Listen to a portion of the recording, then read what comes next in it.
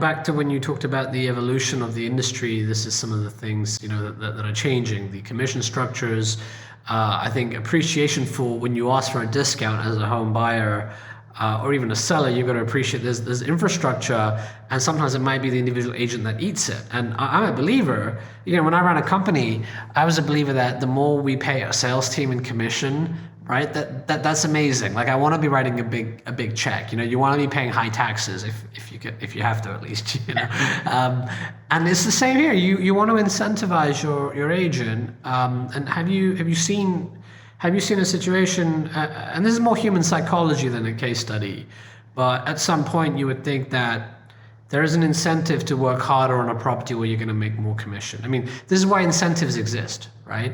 This is why M&A bankers, for example, may get tiered commission. I did that when we sold our company. It was quite funny. We had Goldman Sachs. We set a minimum. I can't say the exact numbers. I want to keep some things confidential, right? But let's just pick a number. I don't know, 500 million, 600 million, whatever, right? After that point, the commission starts to scale and it gets more and more and more aggressive.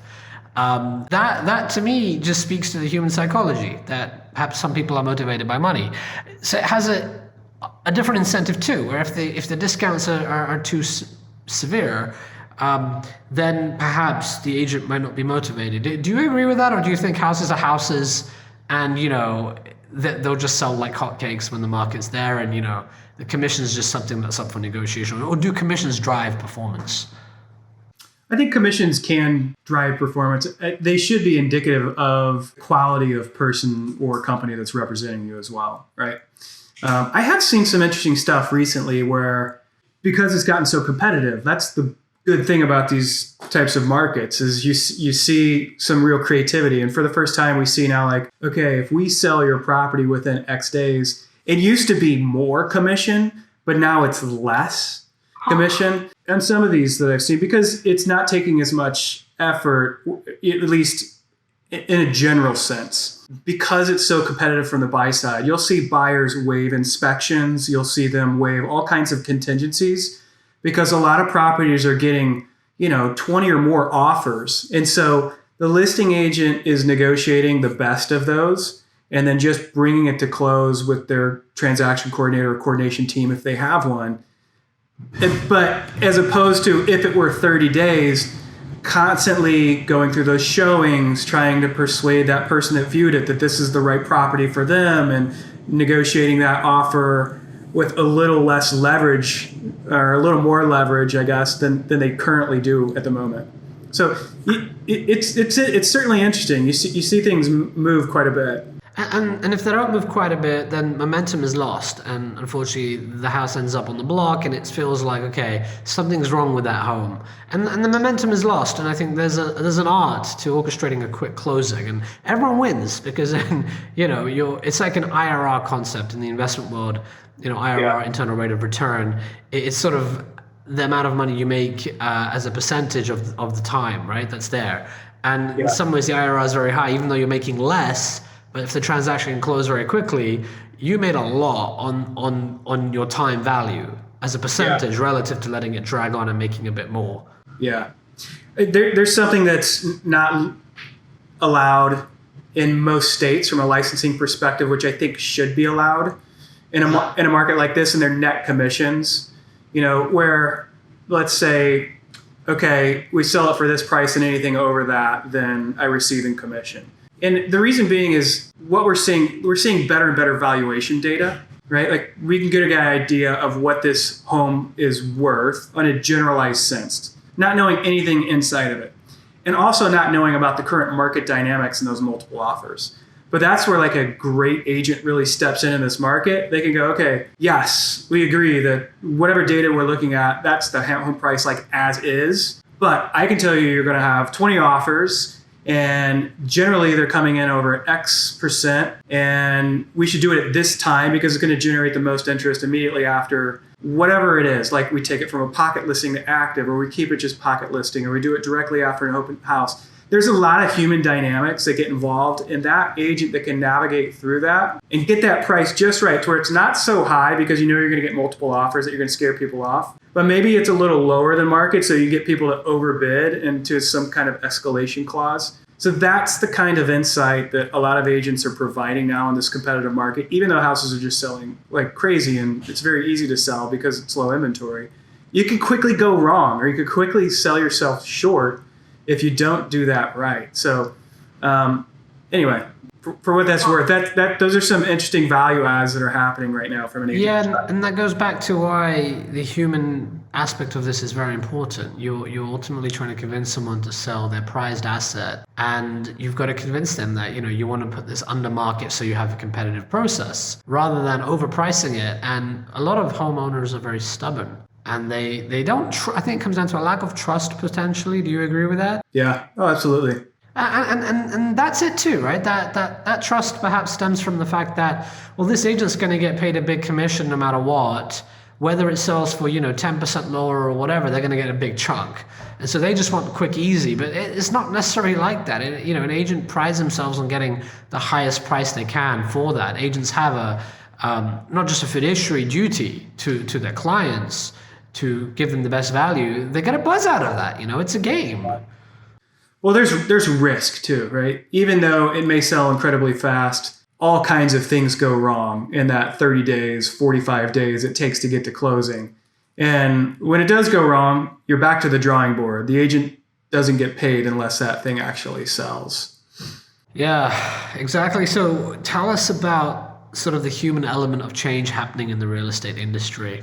Well, I think we've discussed a lot of the human element, but like the technology that's being applied to it, you see some of these teams that that we've mentioned a few times allowed to be a lot more productive. We're seeing brokerages be allowed to be a lot more productive as well. So I think the part that's still a little bit lacking is kind of that consumer experience. There's still not much that's really driving that consumer through beginning to end. And if you think about it just from the brokerage aspect, maybe you have something, but everyone's fighting for the same kind of, to deliver this experience. So when you sell or purchase a home, let's talk about the buy side. You have an agent most likely that's helping you with the negotiations, the paperwork, and then just steer everything to closing. Well, then you also have the title company. You have more than likely a lender involved. Maybe there's a home warranty. Maybe there's movers, like your utility connections, like all these things. All those are different humans that are getting involved and coming at you as a home buyer,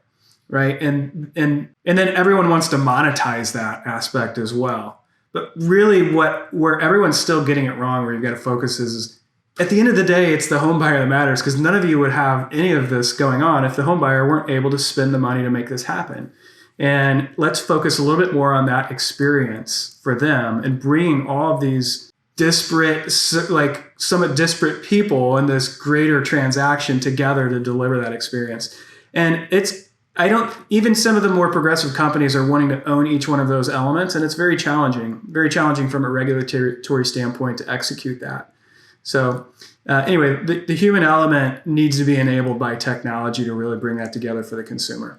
So there's a lot of change happening with empowering different vendors and large players in real estate. What could be done on the consumer side when you allude to improving that experience? Could you be specific? Like, have you seen examples of where that's being done well and how? You see it being done. Yeah, I don't see anyone, quite frankly, doing it very well at the moment. Not that I've experienced. If they're out there, I would love to hear about them. It is a problem that we are tackling, but it takes quite a bit of time to get there. For us, we assist agents in my company, Transactly. We assist agents from contract to close, and then we have to coordinate with all those other parties, right? And a lot of that's still very manual, and technology is being applied to it. But at the end of the day, it's for the consumer that this is happening, and it's a tough challenge. Which stakeholder is going to get there? To me, it seems like it's the agent, because the agent ultimately is going to be asked, can you recommend a mover? Oh, I've got to sort this cleaning. Oh, how do I work at a title company? And if an agent's only focused on sales and hunting, how are they supposed to even develop the expertise needed to be a friend to the home buyer and to help refer. And then you said also monetizing, right? So some agents, and I've seen this, a lot of tech-enabled technology platforms want to take commission on, sort of make money on the title and the financing and all of that. Is that the way to go here? And is that where agents should be playing? You're right. Agents sit at the center of it. They own the experience, I believe, or anyone that attempts to step in and commoditize the agent, which there are some companies that are doing really well there. But the challenge with agents or any of those companies getting in is a regulatory challenge, right? You can't take kickbacks from a title company. Now, you may own the company. You still have to create kind of a Chinese wall in between those. So from a shareholder perspective, you gain some value.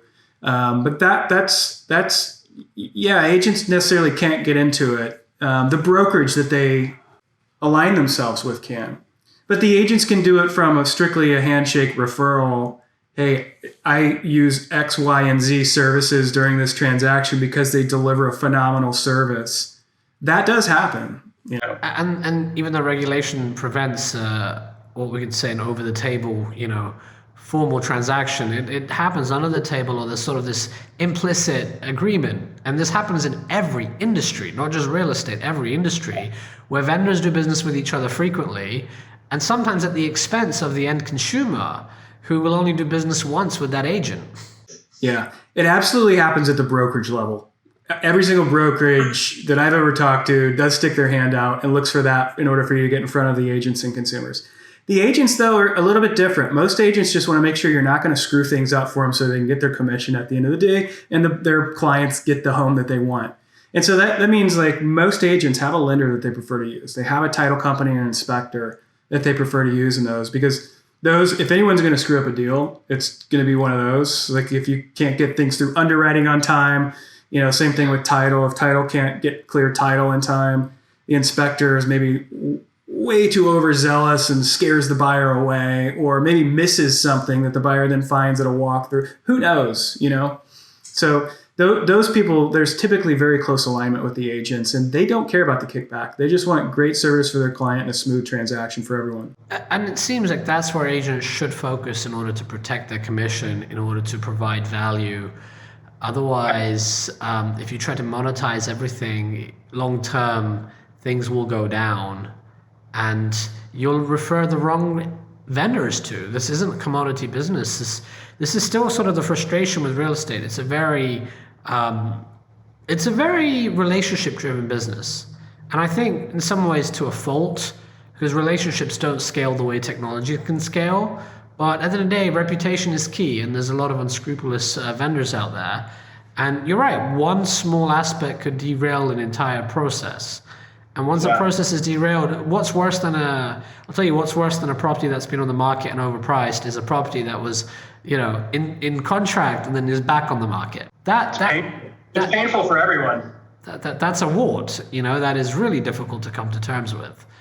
Yeah. Why did the deal fall apart is often the first thing the home buyer and even the other agent on the side will say, well, something must be wrong, and we don't want to fall into that. So we want more time to close this deal. We want to have more contingencies. And that's a really bad situation. And sometimes it's so bad that the advice you're given as a homeowner is, well, you know what? Maybe we take it off the market. We wait another cycle. We do some renovation and furnishings and if that home isn't occupied or that homeowner needs to move, that's a very bad situation. That's a huge cost. Yeah. Yeah, you know the cycle well. You've been down this path a few times, I assume. Yeah, and this is an interesting trend that's happening. For the first time in history, we're seeing institutions competing with consumers. More and more transactions today on the residential side are coming from iBuyers, are coming from institutions. In some markets like Texas, a large healthy percentage, I don't have it at the top of my hand, but very high double-digit percentages, and we're talking 20-30%, to me that's still very high, right, are coming from investors, and those investors are competing against your consumer. And that's creating a dynamic we've never seen in history before, what I call the institutionalization of the single-family asset class. Yeah, absolutely. And I don't know as I said before, what happens with that inventory? Are people going to be okay with renting when they can't find inventory? I don't know. I can't believe that everyone will be. What are some of the hottest markets that you're aware of right now throughout the U.S.? I mean, anything that I'll point out are what you can find in headlines, like Austin for sure, but Texas in general has just been phenomenal. Florida has done incredibly well. And a lot of this data is just from looking at our own internal data. And so it's some of the markets that you would imagine. Even California has done incredibly well. We're seeing a big uptick there too.